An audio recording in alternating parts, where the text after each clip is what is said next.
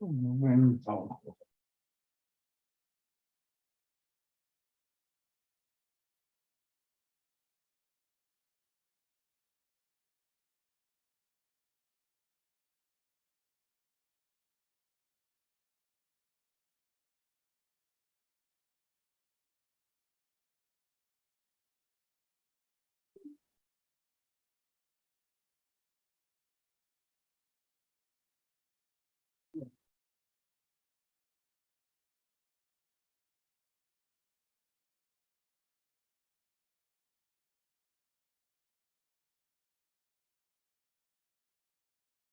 Testing, 1, 2, testing.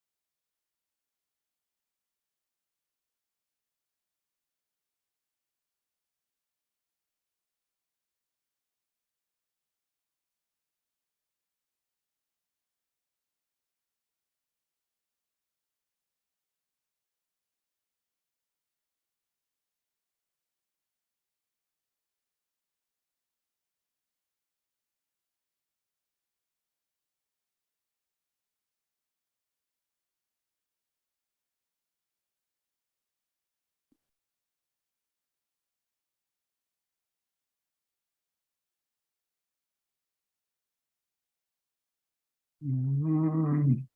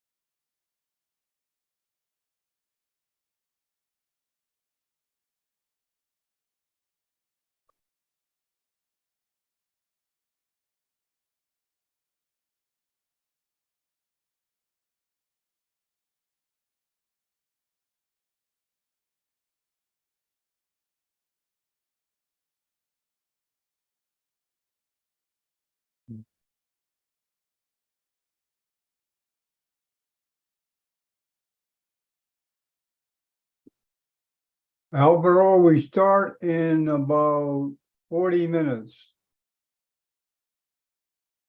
if you can hear me.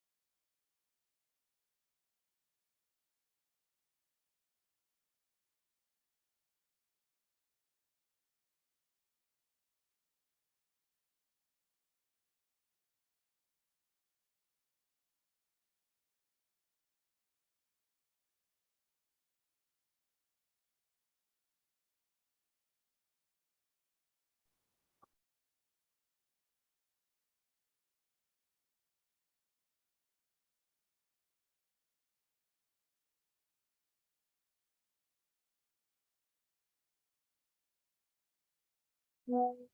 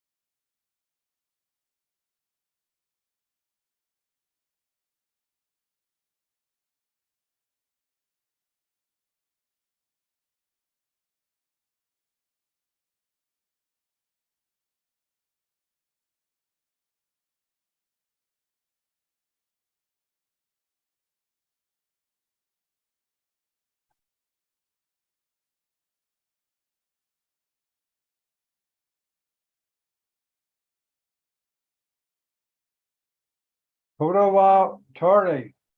Empezamos en 20 minutos.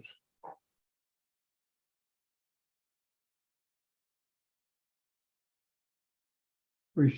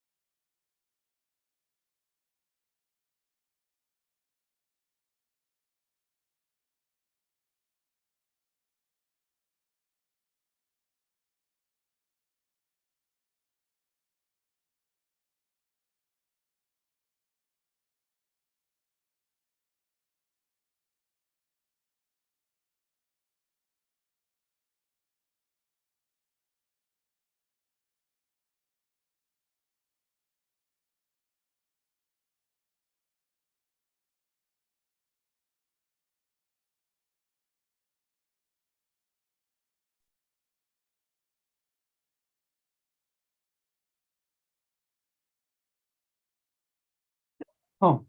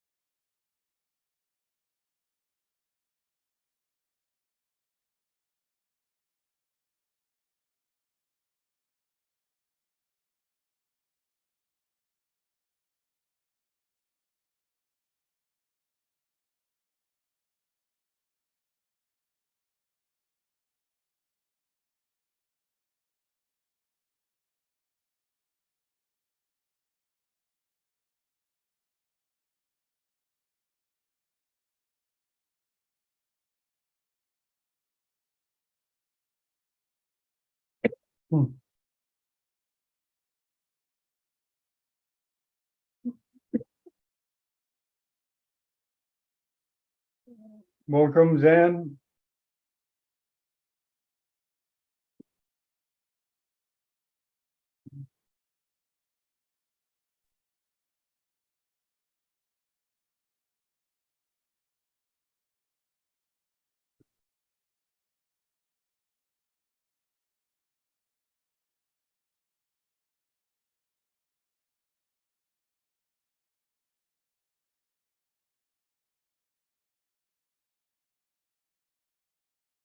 Hello, Zan.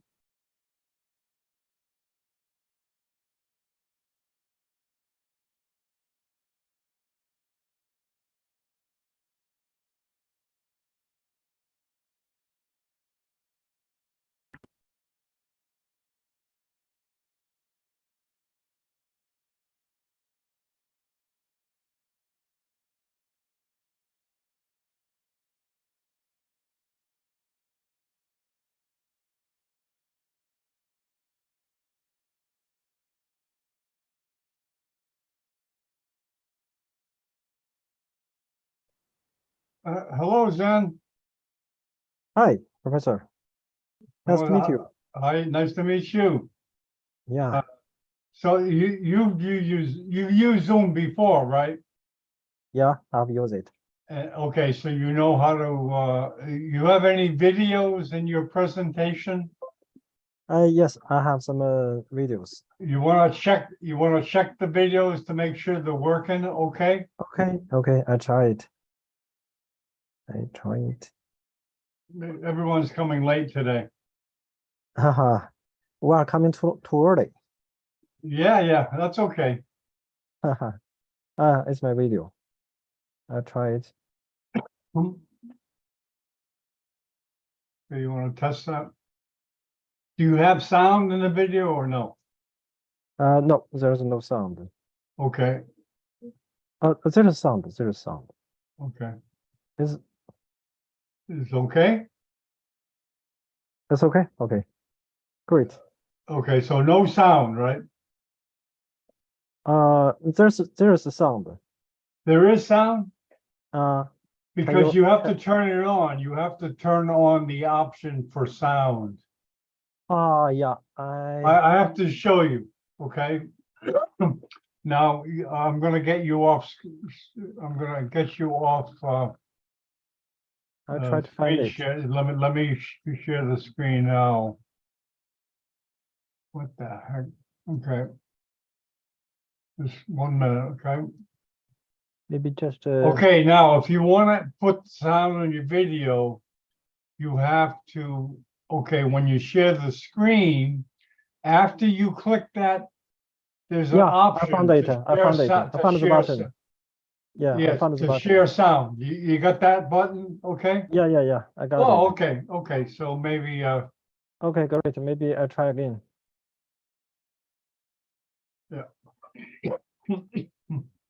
Syrinx of the upper cervical spine. yeah, there we go. Okay, I can hear. Three-dimensional CT Okay, reconstruction.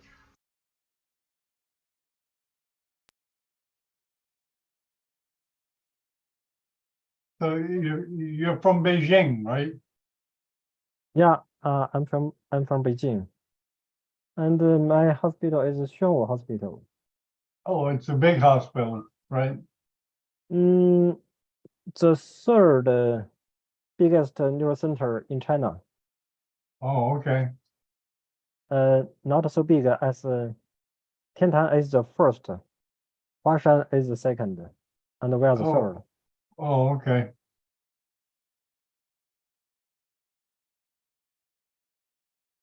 Okay, yeah, I almost came to China one time. But the visa problem and then COVID. So I was ready.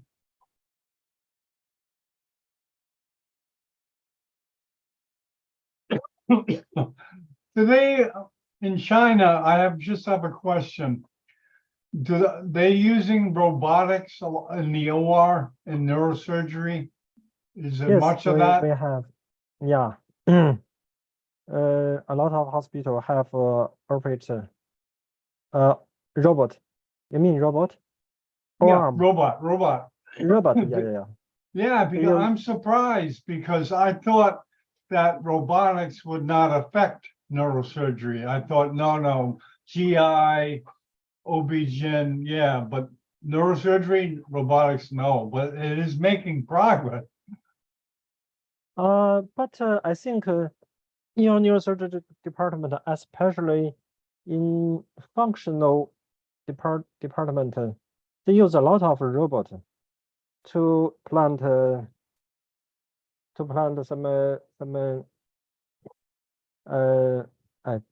that's a word. Yeah, I'm gonna give you my email address. If you could Okay. email me names of Chinese people that are prominent in robotics in neurosurgery. Just give me the names, okay? Yeah. And I'll find out. Because I'm a neurospine surgeon, I do a lot of spine surgeries. So in our spine surgery, we also use a robot. Okay. Let me give you my email address here in the chat box.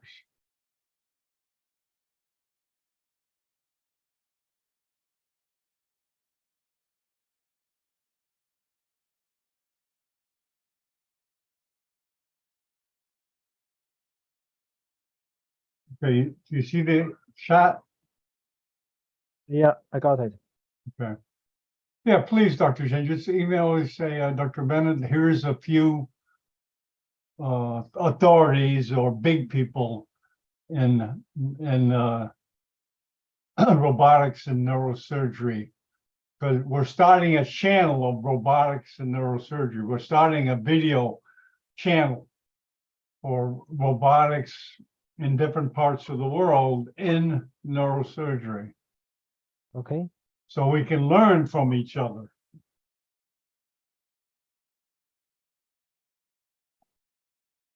I think in neurosurgery, in brain operations, the robot is useful, but in spine surgery, it's not so useful. Oh, okay. It can just like a navigation. We can under the guide to plan the screws, but we cannot do it with perform osteotomy or something else. Well, things are happening fast Yeah, maybe. Right. I think in technology. They're happening very in fast. future several years, maybe the robot can plant screws automatically. Well, I know it's hard for a neurosurgeon because the time, he doesn't have a lot of time to look at many things. He's so busy. Yeah. So hope we can bring to the neurosurgery world the important things that maybe they can look at in robotics. And so they don't waste their time with a lot of garbage. But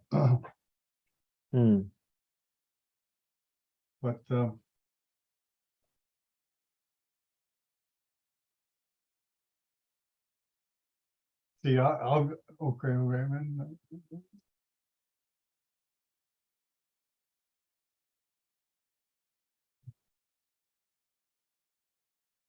Everybody come late today.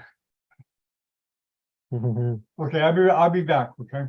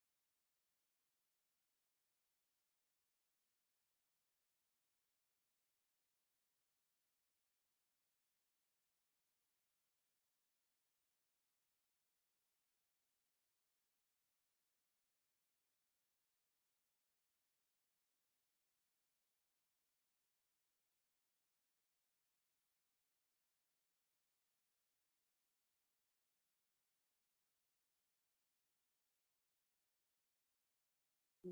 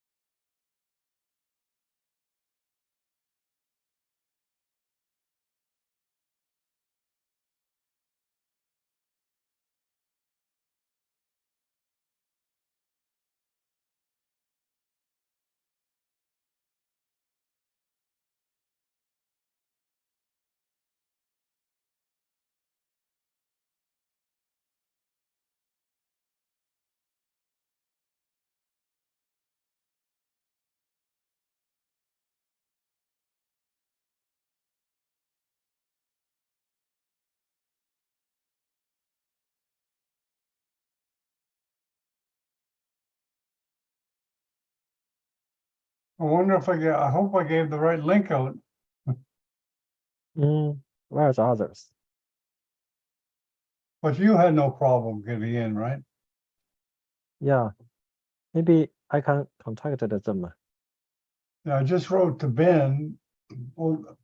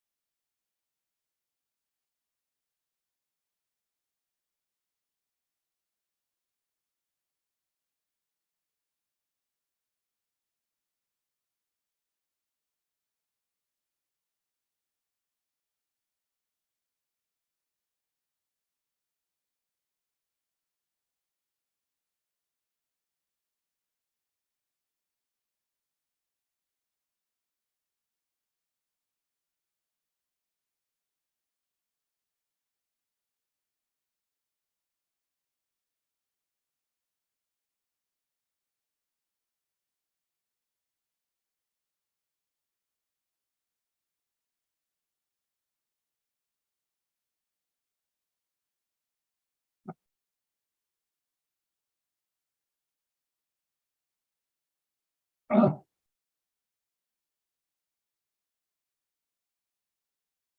me try Juan Lee.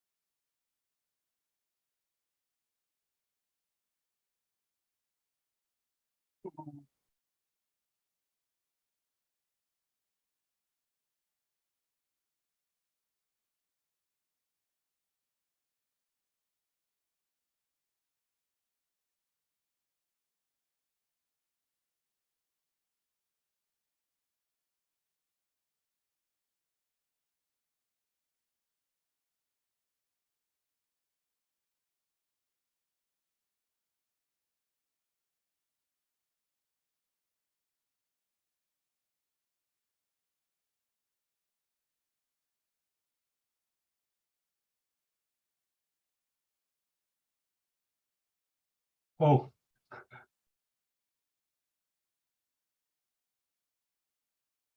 Vinsu just arrived on plane. I think we're gonna have to start, okay? And you'll be first, okay? Dr. Zan? It's okay. Okay, let me introduce you. Hold on. Let me start.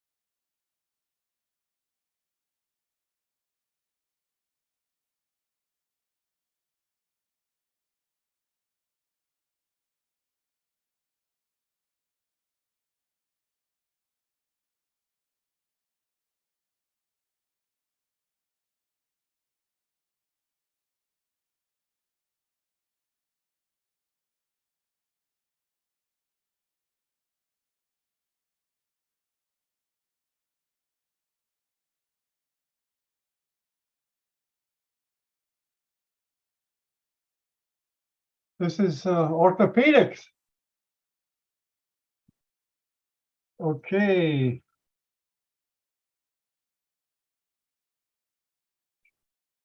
Okay, we'll start 10, 9, 8, 7, 6, 5, 4, 3, 2, 1. Good morning. This is Dr. John Bennett broadcasting from Miami Beach, home of Neurosurgical TV. Today we have one of the bi-monthly Chinese Neurosurgical Journal webcasts. And today we have Zan Chen from Capital Medical University in Beijing. He's going to be presenting the therapeutic strategies for atlantoaxial dislocation. Welcome, Dr. Chen. It's all yours. Oh, okay, thank you. Thank you, everyone, and I'll give my lecture. Today I'll talk about the treatment strategy of atlantoaxial dislocation. This is a hospital, the third biggest neurosurgery center in China. And we communicate, we cooperate with Professor Sami from Germany. So we have the same building, but a larger building, just like Hanover Uni. It's today's topic, atlantoaxial dislocation, and also most of patients accompanied with baseline imagination. Because we can diagnose C1C2 dislocation if we see the ADI is more than 3 millimeter and the spinal cord are compressed. We should know that a lot of reasons can lead to C1C2 dislocation, such as trauma, rheumatoid arthritis. But in China, our patient mostly is the region is congenital malformation that is a basic imagination. More than 95% of our patient is caused C1C2 dislocation was caused by basic imagination. And for trauma, it's just a C1C2 transverse dislocation. We used just C1C2 fixation. We can reduce the dislocation. Rheumatoid arthritis, if they accompanied with C1C2 dislocation, it will be more complex because the bone quality are not so good in that of patient. We should it's hard to reduce that kind of patient. And the most C1C2 dislocation in China, also in India, and I have seen some article and cases in Brazil, and we have the same kind of C1C2 dislocation. They are induced by congenital malformation, basic imagination. And in 2004, Professor Gore classified basic imagination into two types. Type A is unstable basic imagination, and it means that this kind of basic imagination will accompanied with C1C2 dislocation. Type B basic imagination is very stable, so it does not induce C1C2 dislocation. So in 10 years ago, a lot of doctors are just interested in the relationship between basic imagination and C1C2 dislocation. That means why some basic imagination will accompany with C1C2 dislocation. And they found that the facet joint malformation is very important. And also Condor found that if the facet joint are deformed severely, this kind of patient will accompany with indisability between C1 and C2, and will accompanied with C1C2 dislocation. And a study of us also found that not only the facet joint are deformed, but also in this kind of patient, the odontoid are also deformed. The odontoid almost disappear the height of the odontoid. So but between C1 C2, the normal shape of odontoid is very important to keep C1 C2 stable. If the odontoid are disappear, then C1 C2 cannot be stable. And so we controlled several group of patients. The first group is a normal control, and the second group is a type B, basic imagination. It means that the C1 C2 is stable, and the type A basic imagination, and this patient are accompanied with C1 C2 dislocation.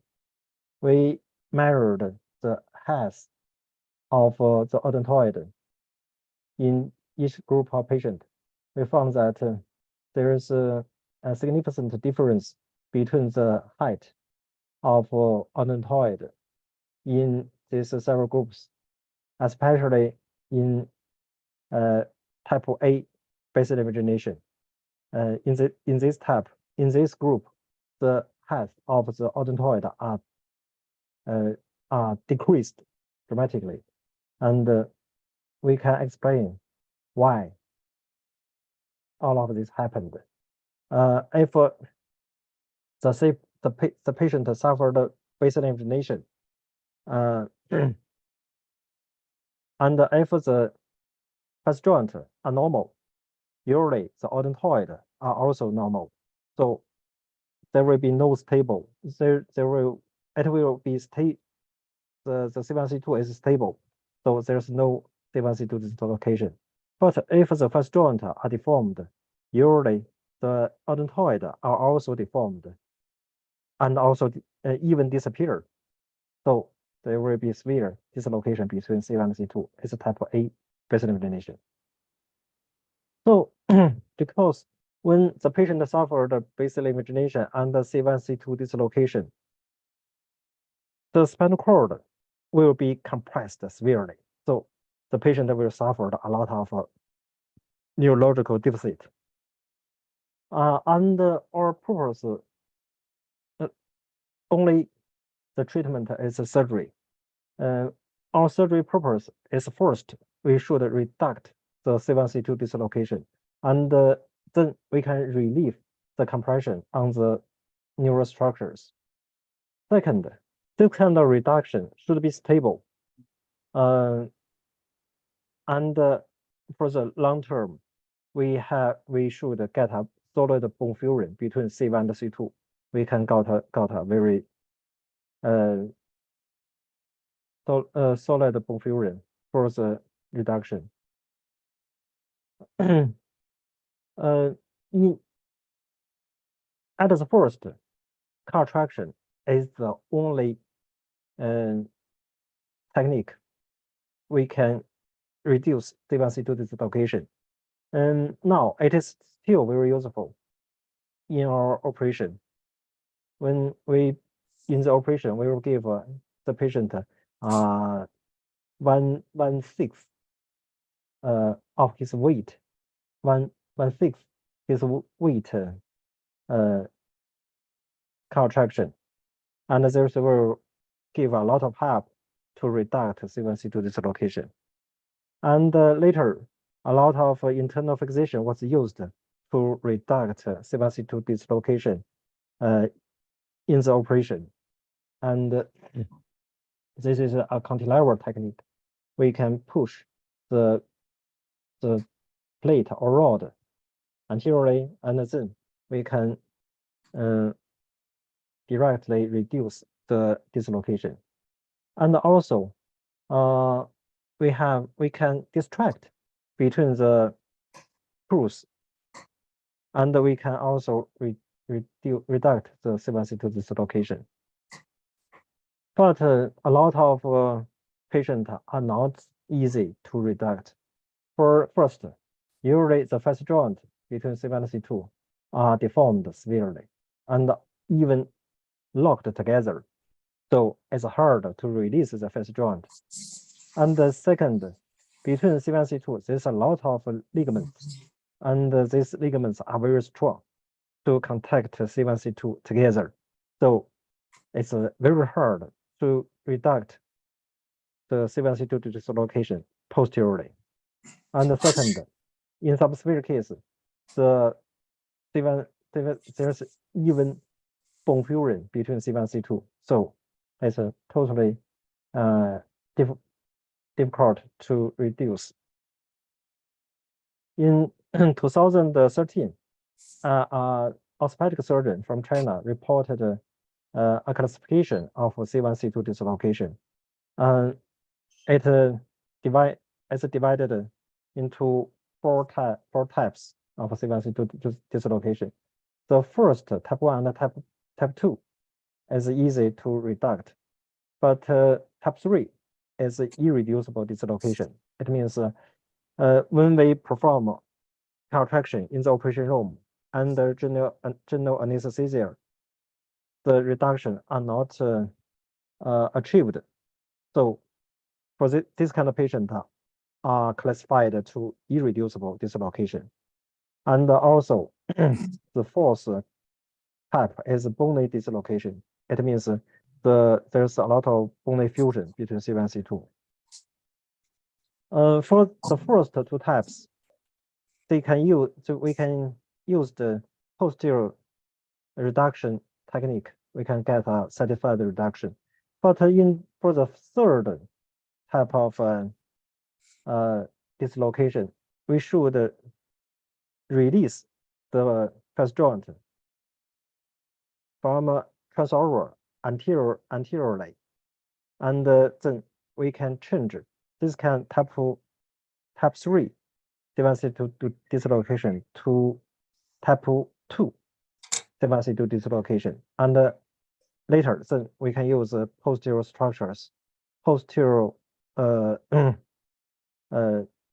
technique to reduct the C1, dislocation.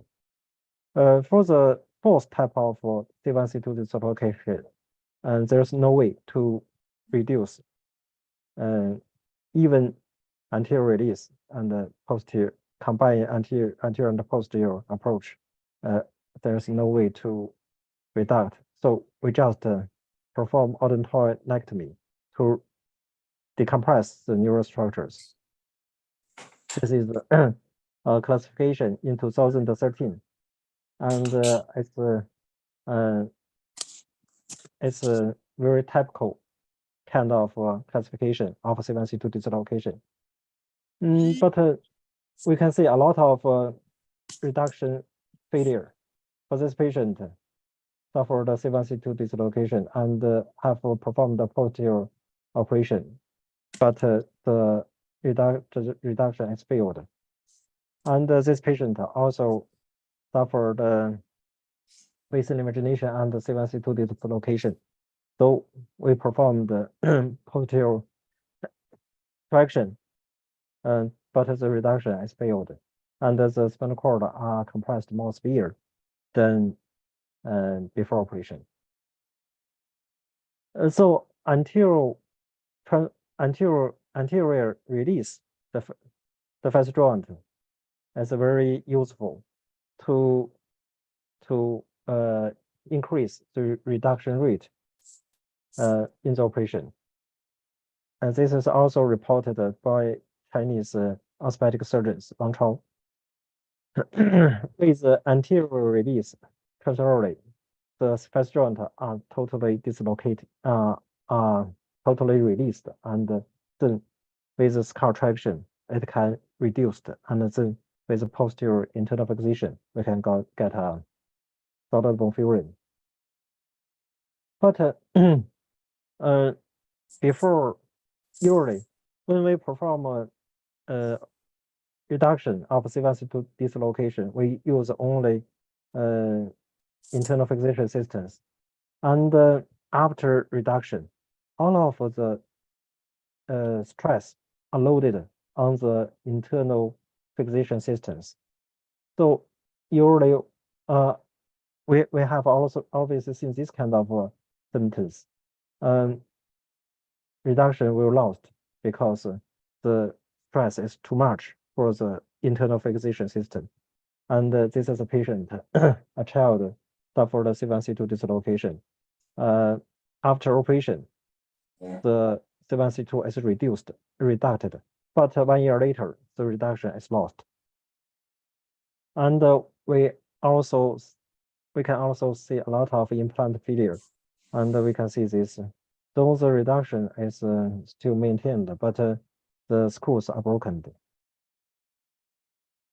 So solid bone fusion is very important. Only we get a very solid bone fusion between C1C2, we can have a very good result for long term. And this is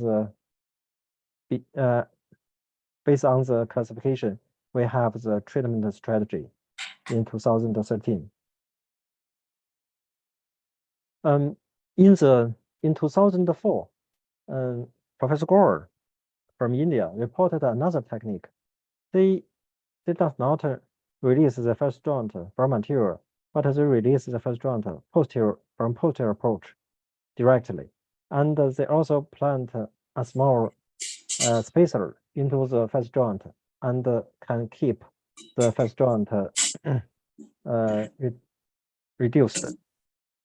And also, Dr. Solanki also reported how to unlock the first joint from posterior with a comprehensive drilling technique.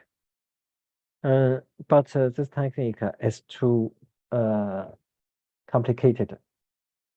And from 2017, I simplified this kind of a technique.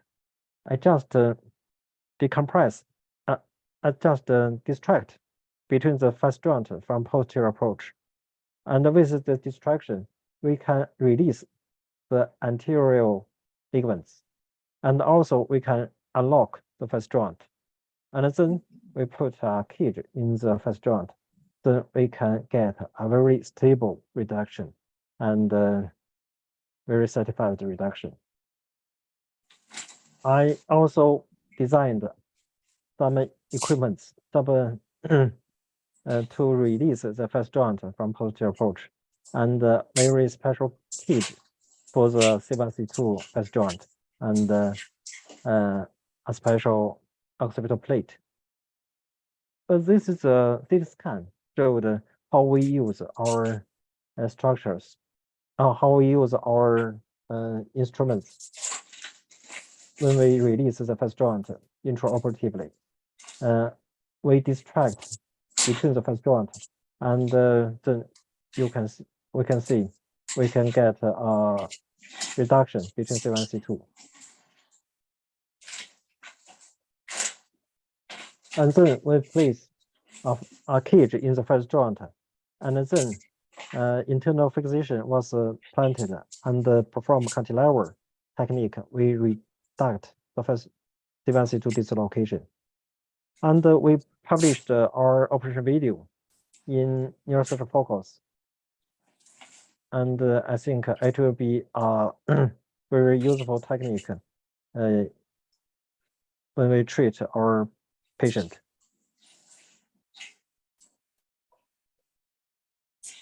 Serings of the upper cervical spine. Three-dimensional CT reconstruction shows an asymptoid above Chamberlain's line is 12 millimeters, and the atlantodental interval is 5 microgram, showed a normal course of the vertebral placed prone onto the operating room table with cervical traction of 1/8 of the body weight, in this case 7.5 kilograms. Care was taken not to injure the vertebral arteries. The atlantoaxial facet joints were already slightly distracted from the cervical traction. A microsurgical dissector was then used to explore the intra-articular joints and 4 millimeters, and a 4 millimeter trial was inserted into the space. A 4 millimeter intra-articular distractor was then inserted into the right facet joint and gently rotated until the intra-articular space was enlarged to 4 millimeters. The distractors were specifically designed with blunt edges and enlarging sizes. A 4 millimeter trial was also placed into the right facet joint. After this had been done, the left-sided 4 millimeter trowel was removed and a 5 millimeter trowel was placed into the right facet joint. A 5 millimeter intra-articular distractor was then used in the left joint and gently rotated until the intra-articular opening millimeters. An O-arm image showed that the basilar invagination had been completely reduced and the atlantodental interval was significantly reduced. The height of 9 millimeters filled with autologous iliac crest bone graft were implanted into the bilateral intra-articular spaces. The angle of insertion of the spacers should be in line with the surface of the intra-articular joints in order to avoid undue force on the bony surfaces of the facets and possible fracture of the cortices. C2 pars screws of 24 millimeters were placed bilaterally. An occipital plate with reduction set screws was attached to the occiput using midline screws. Contoured rods were first placed into the C2 screw heads, and the C2 set screws were tightened, locking the distal end of the rods into C2. Then the rods were reduced by cantilever into the occipital reduction screws, angling the C2 body forward and pushing the dens ventrally. Reduction of the atlantodental interval and basilar invagination was confirmed, and the set screws were tightened. A postoperative CT scan showed complete reduction of the atlantoaxial dislocation and of the basilar invagination. The clival canal angle and cervical alignment were also improved. An MRI showed good decompression of the brainstem. Syrinx of the upper. Okay, this is a typical technique video, and I called it easy posterior intra-facet joint distraction fusion technique. And with this technique, we can distract the facet joint with a posterior approach, and the anterior approach transorally release of the facet joint are not needed. And with the cage implantation, we can increase the stability of the reduction, and the stress are not loaded on the internal fixation system. And with the cage implantation, we can increase the bone fusion rate between C1 and C2. This is the drawing of to explain how the cage can keep the reduction stable, and also because it will more allowing to workflow. When we plant the cage in the facet joint, it will increase the fusion rate, bone fusion rate. And because the between C1 and C2, there's no intra spinal space, but the facet joint bilaterally on the stress loading area. So we plant a cage in this area. We can increase. It's according to workflow, it will get us soluble fusion more easily. For this patient, he suffered the C1 C2 dislocation, a severe compression of the spinal cord, and after operation, we can get a very satisfied reduction between C1 and C2, and 6 months later, we can get a very solid bone fusion between the facet joint. And but usually in this kind of patient, the most difficult comes from the abnormal running of vertebral artery, because for example, this patient, there's a very severe malformation between C1 and C2, and we can see the vertebral artery are just running like this. About 1/3 of our patients have this kind of abnormal running of vertebral artery. It just blocked the approach. We get inside the facet joint. It's very easy to damage this vertebral artery, and will lead very severe complications for the patient.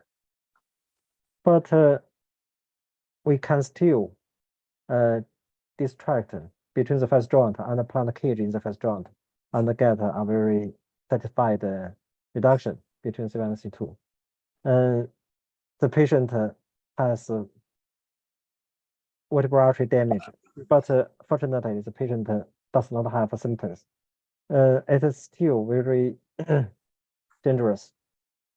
We are not so lucky for the next patient.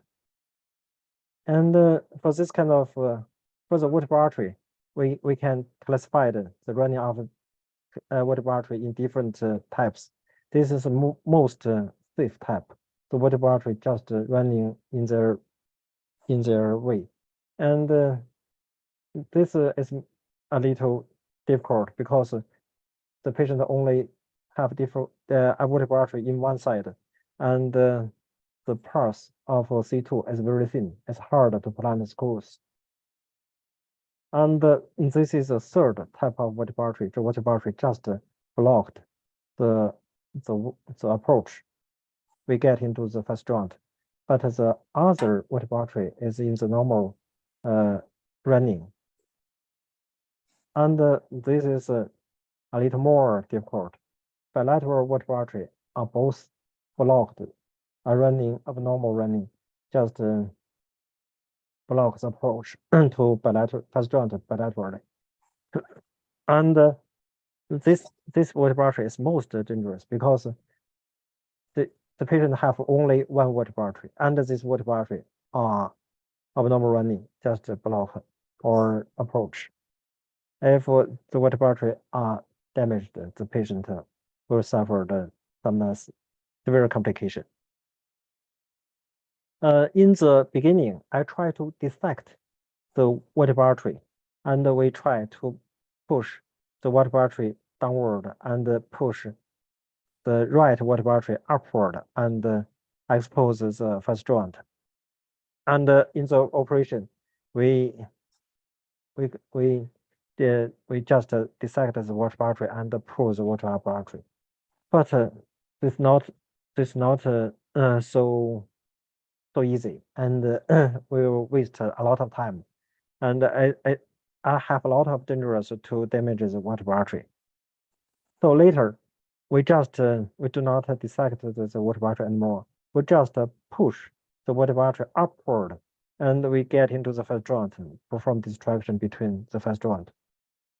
And it's more easy to protect the vertebral artery. But there is a kind of vertebral artery. It just running in the first joint, so it can't perform first joint distraction. For this patient, the patient we can see the vertebral artery on left side is normal running, but in right side is some abnormal. But in sagittal view, we can see the vertebral artery are just running in the first joint. So when we come into the first joint, we will definitely damage this vertebral artery. So it's a contraindication for posterior approach. With our technique, we can reduce. We increased the reduction rate, posterior reduction rate to 95% in our 400 cases. For the reducible C1 C2 dislocation, it's very convenient with our to reduce with our technique. And before operation, there's a dislocation between C1 and C2. We perform first joint cage in the first joint, but a very little, a very short first joint cage in the first joint, and then we can get a very satisfied conduction. For the rheumatoid patient, it is also very useful, have a lot of benefit, use our technique. when we just distract between the first joint, when place cage in the first joint, we can reduce baseline invagination and also C1C2 dislocation. And the spinal cord are decompressed totally. And with the cage in the first joint, we just perform 4 screws. We can get a very satisfied reduction and fusion between the first joint. And also, this is another patient that suffered rheumatoid arthritis and a very severe baseline invagination and C1C2 dislocation. We can see the bone are very destroyed very severely. But I can also distract between the first joint and plant cage in the first joint, and we can reduce the baseline invagination and also C1C2 dislocation. This is a patient have irreducible C1C2 dislocation. This is before operation, and there is a severe dislocation between C1C2 and the first joint have a little bone fusion here, so it's usually irreducible. But we can also distract between the first joint with a posterior approach, and then we can get a very satisfied reduction for this kind of patient. For baseline invagination accompanied with a C1C2 dislocation, this technique is very useful. We can see this is a type A baseline invagination. It means the baseline invagination also accompanied with a C1C2 dislocation. Before operation, we can see there is a very severe dislocation between C1C2, and after operation, we can get a very satisfied reduction between C1C2 and both the baseline invagination and the C1C2 dislocation. We put a cage in first joint bilaterally.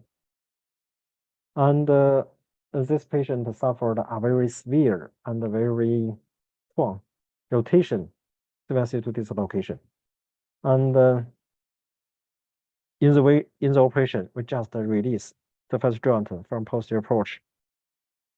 Then we can get a very satisfied reduction of this kind of rotation dislocation between C1C2. So with this technique, we changed the treatment strategy for accidental axial dislocation. We just classified the C1C2 dislocation into two groups. The first group is reducible C1C2 dislocation. If for CT scan, there is no bone fusion between C1C2. If there is a bone fusion on CT scan, we call it irreducible C1C2 dislocation.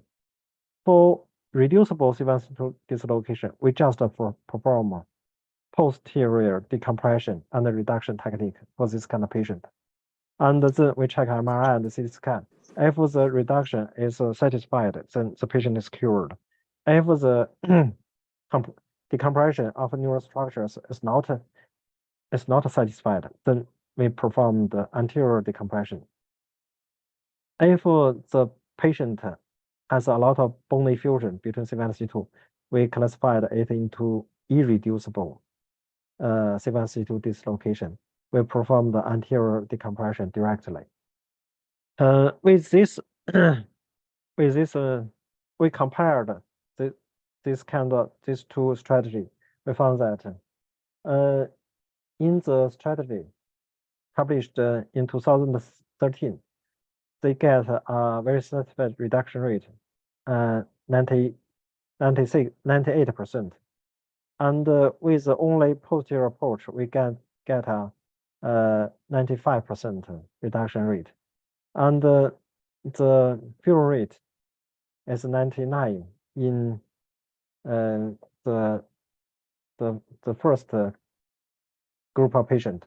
And in our group of patients, we get a fill rate of 90%, 100%. And in the first group of patients, about 30% of patients will have anterior release or anterior decompression for anterior procedures peripherally. But in our group of patients, we have only 2% of patients need anterior decompression. So with the decrease of anterior procedure, we decrease the complications. Our complication decreased to 3%.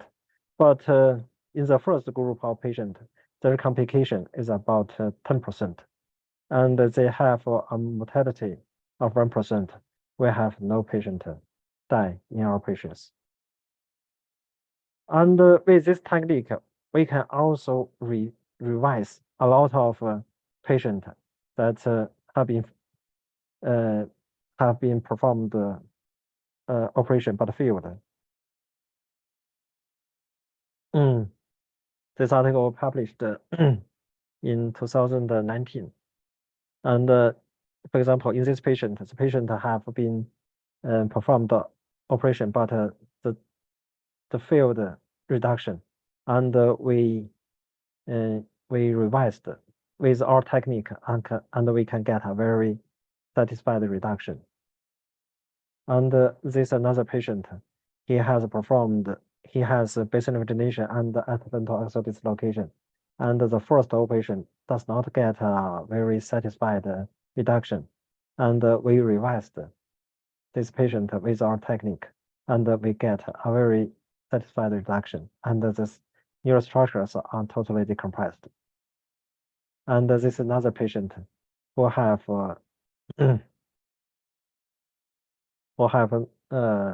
failed operations.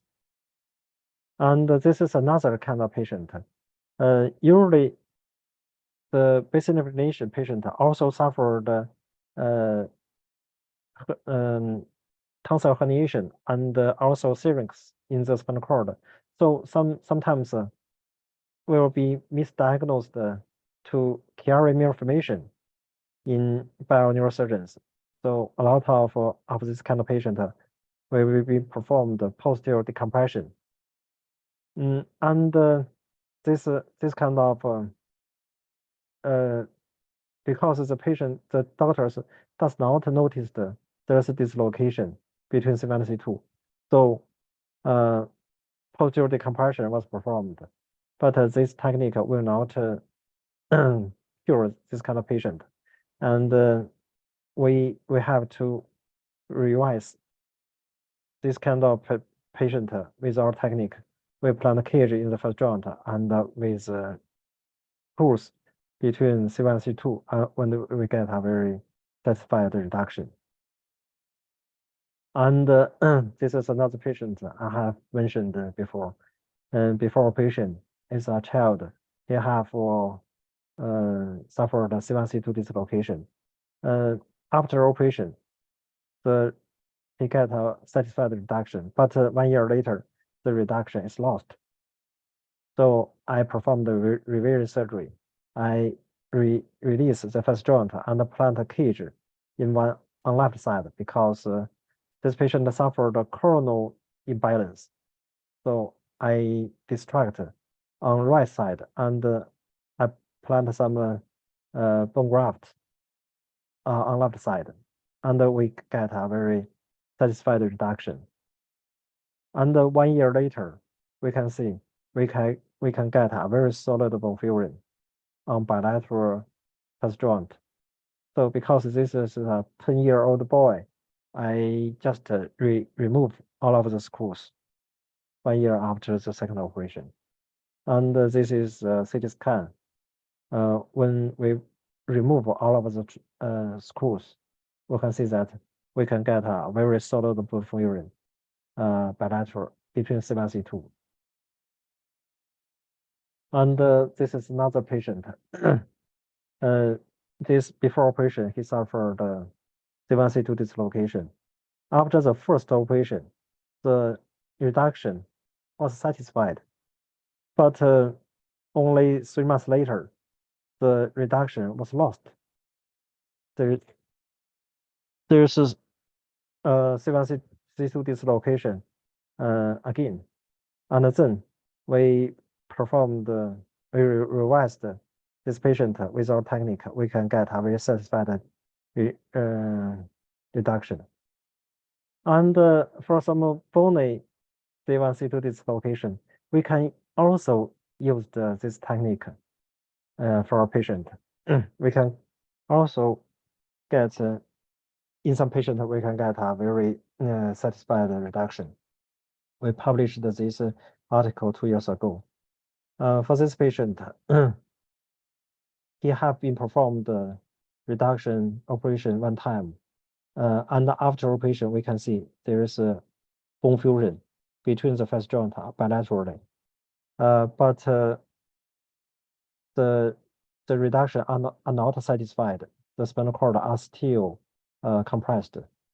So in the operation, we release the face joint from posterior approach, and we plant cage in the face joint, and we can get a very satisfied reduction. The neurostructures are decompressed.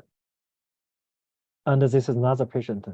He suffered the bone fusion on one side, on right side, and the dislocation is severe. And with the posterior approach, I can release the face joint and reduct the C1C2 dislocation. This is another patient who suffered the C1C2 dislocation. The spinal cord are compressed severely, and X-wave and extension and flexion showed that there's no movement between C1 and C2. And on CT scan, we can see the left side face joint are solid bone fusion together. So usually, for this kind of patient, we cannot perform posterior reduction.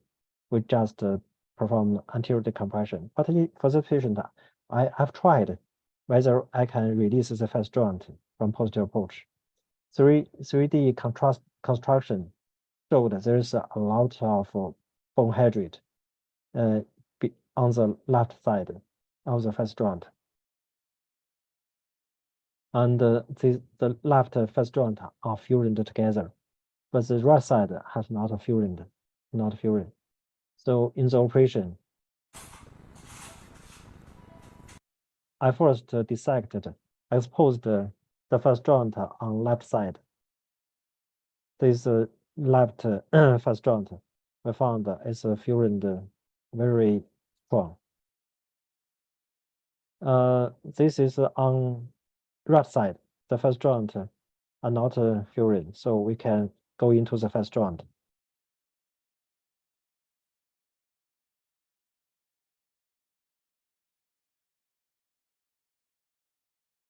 We try to release the face joint, but because on the left, because the spinal cord are compressed very severe, so before reduction, we first remove the C1 arc, posterior arc, and decompress the spinal cord. Then we use a chisel to release the bone fusion the face joint on left side.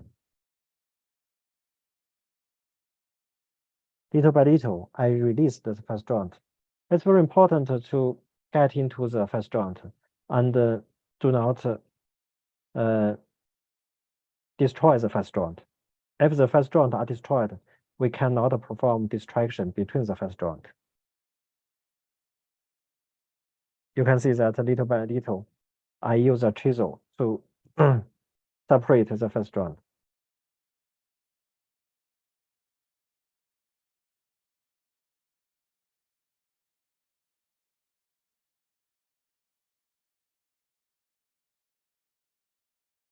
The face joint are separated.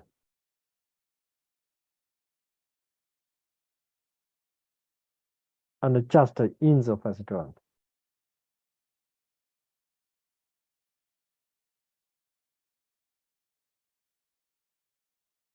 And then we can perform distraction in the first joint on bilateral side.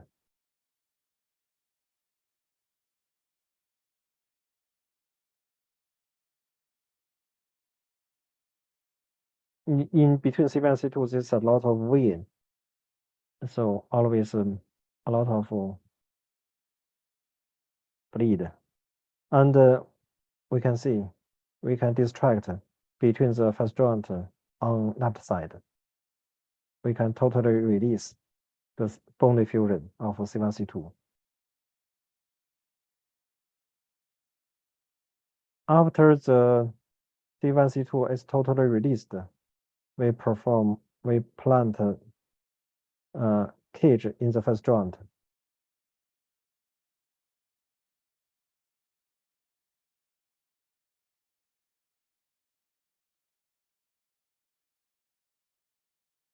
And then we burn a hole in C1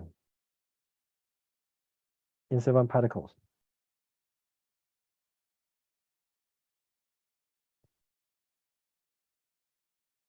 And we plant screws on C1. And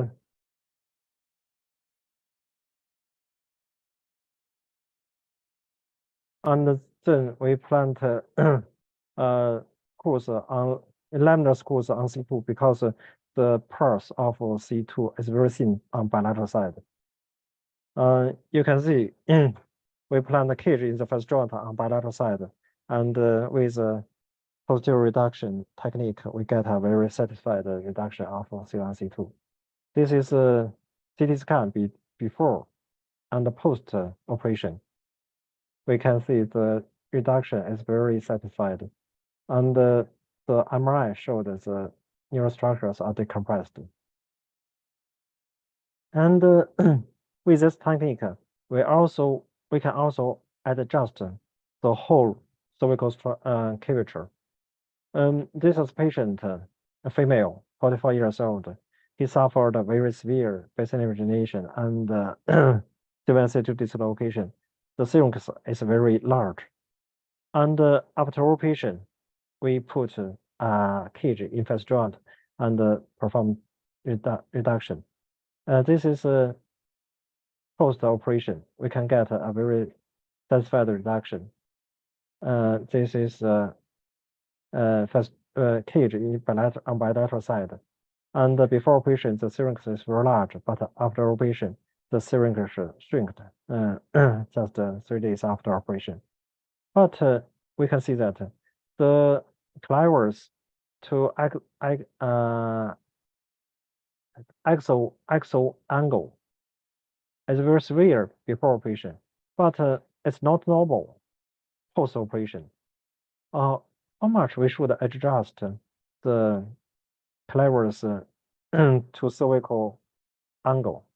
Because some patient think that we should adjust to normal, about 140 degrees. We should know that the whole cervical lordosis can be divided into two parts. The first part is from C0 to C2. It's about 20 degrees. And the second is from C2 to C7. It's about 10 degrees. So usually the most lordosis are on the in between the C0 to C2. And study shows that the lordosis between C1 in the upper cervical spine and the lower cervical spine have a negative relationship correlation. It means that if we enlarge the lordosis in the part of C0 to C2, the lordosis of lower cervical spine will decrease. So in the beginning, some doctors emphasize that we should adjust the clivers C2 angle to 140 to almost normal. But we found that if for example for this patient, the lower cervical lordosis is also normal, about 10 grade before operation, and there's a C1C2 dislocation and basin regeneration. After operation, the clavers to C2 angle is adjusted to normal, but the lower cervical spine become kyphosis. That's because they adjust too much in the CVG region. Before operation, the lordosis is 5 degree, but after operation, it adjusts to 40 degree. So the lower cervical spine will become a lordosis, kyphosis. This is an instrument shows that if the cervical become kyphosis, the spinal cord will be compressed. And this is another technique. They perform posterior decompression between the screws and reduct the fast joint, reduct the C1C2 dislocation. But this technique will increase the kyphosis between C1 and C2. It will decrease the lordosis between C1 and C2. So after operation, the lordosis of lower cervical spine will increase. So a lot of patients will suffer the dysphagia or even breathe difficulty after operation. This patient immediately suffered very severe breathe difficult, so performed tracheotomy emergently. So both of these techniques have their problems. So how we should adjust the CVG and make the lower cervical curvature more reasonable. In our study, we found that when we adjust the between the fast joint between C1 and C2, the change of clavers to axial angle is negative. Is have negative relationship to the lordosis of cervical spine. And in the further study, we found that we can divide the cranial axial angle into two parts. The first half, the bichamberal line. The first angle is the clavers between the clavers line and the chamberal line. I call it clavers tilt. And the left of the angle is between the chamberal line and the axial posterior border line. I call the axial tilt. And we found that the clavers tilt here is an anatomical angle. It will not change in the operation. What we can change is the lower part of the angle, is the axial tilt.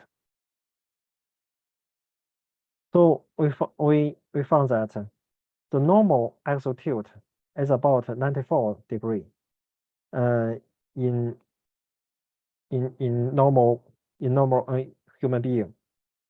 It means that if we adjust the angle, we should not adjust too much, just around 90 degree. It will be get a proper degree lordosis of both upper and lower cervical spine. This is a patient who suffered basal invagination. We can see the before operation, the lordosis of upper cervical spine is 5 degree, and the lower is too low. because the normal is about 20 degree, and the lower cervical lordosis is 31, too large. Usually it's only 10 degree.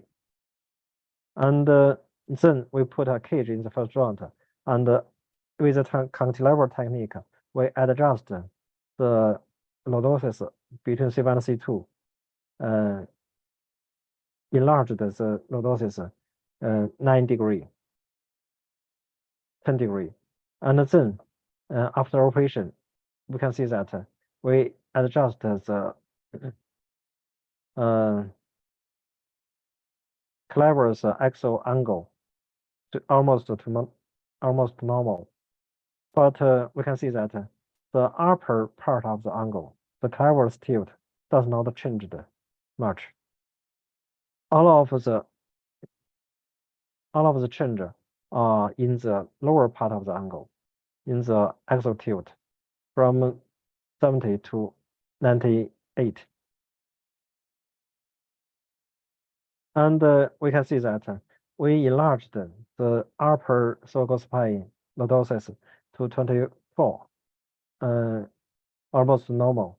And we can see the lower cervical spine lordosis was adjusted to 15, almost normal. So it's what we get. How to adjust the whole lordosis of cervical spine. That's all. This is a total what our research about C1 C2 dislocation. In the entrance of our building, we have a motto printed there. Trained as through on the thin ice, understand as through on the brink of an abyss. But we should go all out to seek the ultimate perfection.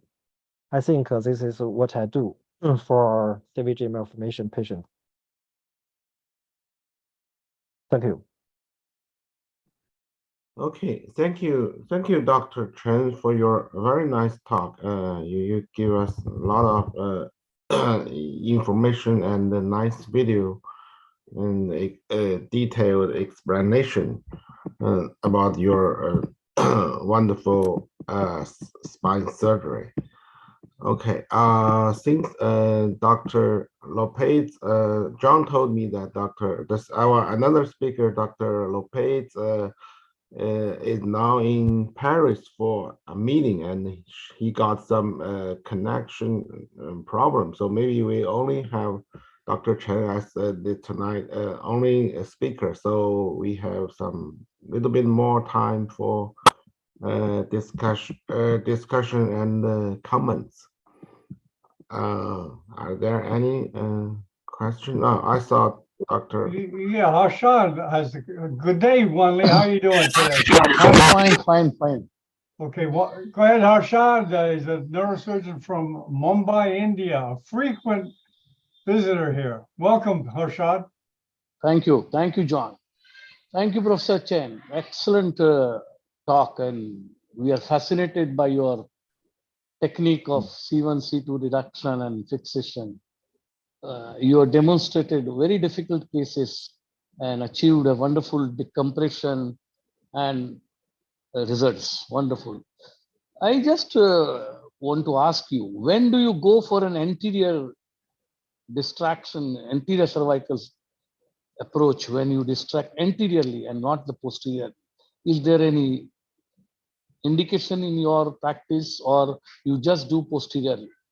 Secondly, if patient presents only with Arnold-Chiari malformation or a basilar invagination without any evidence of translocated odontoid or C1, C2 dislocation, what do you do?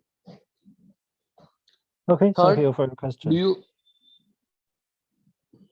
first question, do Yeah. you always go posteriorly, or what are the indications of your anterior approach? If from CT scan, I have not seen any bone fusion between C1 and C2. No matter how deformity of the first joint, I have consequence. Perform post approach, release the first joint and get a reduction between 72. But if there is a very solid bone fusion, especially in the central region, at the odontoid, at that area, there is a bone fusion. I have no idea how to release from post approach. So for this kind of patient, I just perform anterior decompression, just perform odontoidectomy to decompress the neurostructures. And yeah, and there's some very, very complicated patient. If our reduction from post approach does not so satisfied, there is a still compression of the neurostructures after operation.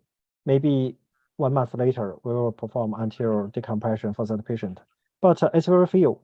Our successful rate of post reduction is 95%.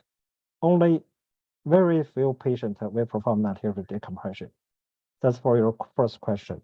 And for the second question, you mean that for type B basal invagination, I think that's your question.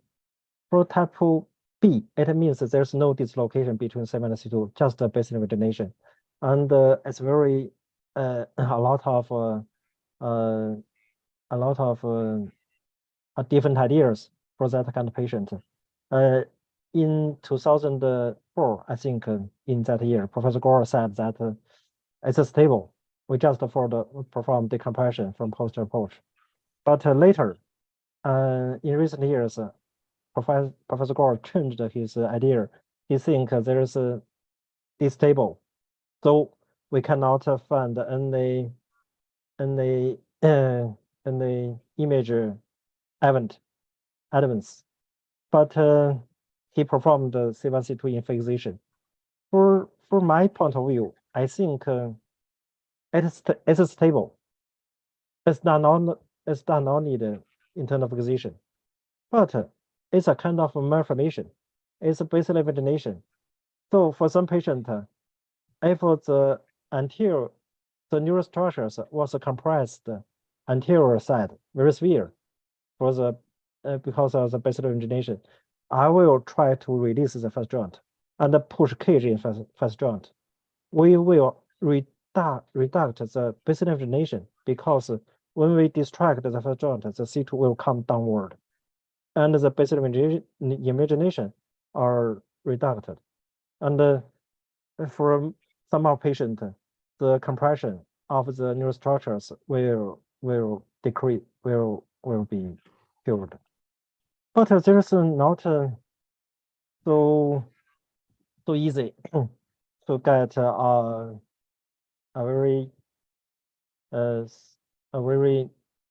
what patient we should perform post decompression, what patient we should perform C1 C2 distraction.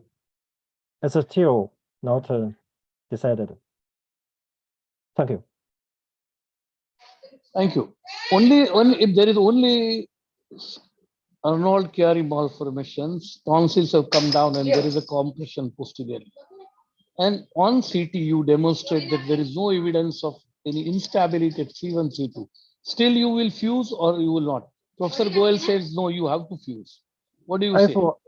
It's only Chiari malformation. There's no basal invagination. I just perform posterior decompression. I will not perform internal fixation.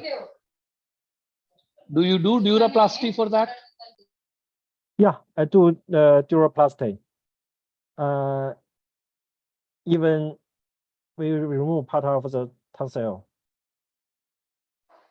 Okay. As Professor Goel says, no, there's no need. Anyway, everyone has got a different views of it. I know he's there. Yeah. I'm a very good friend. We are very good friends. Yes, this is our good friend, and he is very strong in his views. Yeah. Okay. Thank you very much. And one more thing, Professor, translaminar screw, how safe, how strong they remain You think so they are as strong as the faceted screw you put, or they are just an alternative to the faceted screw? If only laminar screws is not strong enough to get a reduction and to get C1, C2 stable. But if you plant a cage on bilateral facet joint, you don't need so strong screws. You just plant laminar screws is enough. Okay, thank you. Thank you. Excellent presentation. Thank you. Thank you. Wanli, I think Takashi has a comment. Yeah. Thank you. I'm Dr. Takashi Kon from Tokyo, Japan, and thank you for the good presentation and excellent results of surgery. I would ask about the transoral approach. So we experience a transoral approach we seldom encounter, but since it's very difficult, it's very deep and very difficult to suture the dura, and difficult to expose the surgical field. Do you have any idea to widen the surgical field and prevent CSF leakage after surgery? I have very few cases need anterior decompression, but I did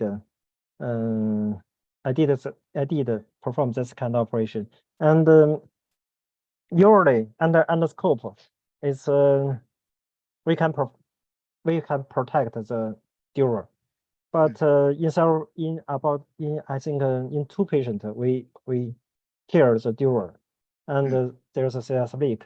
I think it's hard to suture the dura. We just suture the posterior wall of the aura, and we plant a drainage tube from another insection anterior and put into the anterior border of the spine, and then we give the patient a lumbar drainage for 7 days, and then the wound of the suture will cure. Thank you. Thank you.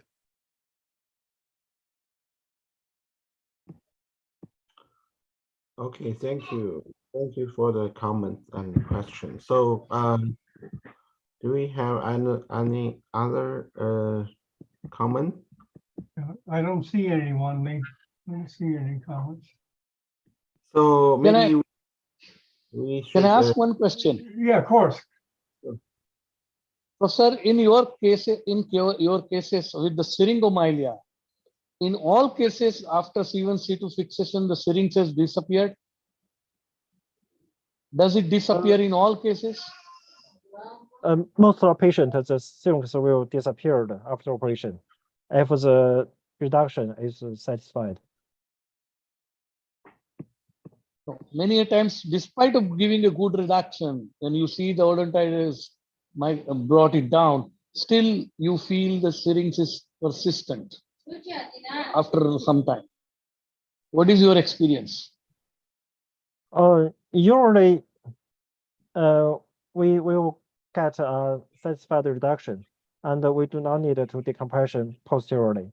The syrinx will shrink very quick after operation. Okay, thank you. Okay, Wanli, I guess I don't see any more comments. Do you see any comments there? I think we're pretty well through.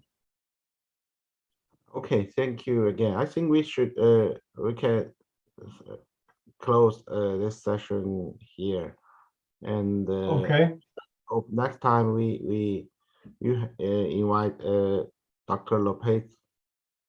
yes. Maybe. Well, yeah, we'll see what happened, and we'll re-invite him. And thanks, Wanli, for taking the time and coming. And of course, Dr. Chen, thank you very much for taking time out of your busy day on your day off. That is something about neurosurgeons. They work on the day off even. So thanks, everyone. Thanks to Kashi Harshad, as always. And we'll see you in 2 weeks. Thank you. Thank you. Thank Thank you. you. Bye. Bye. Thank you.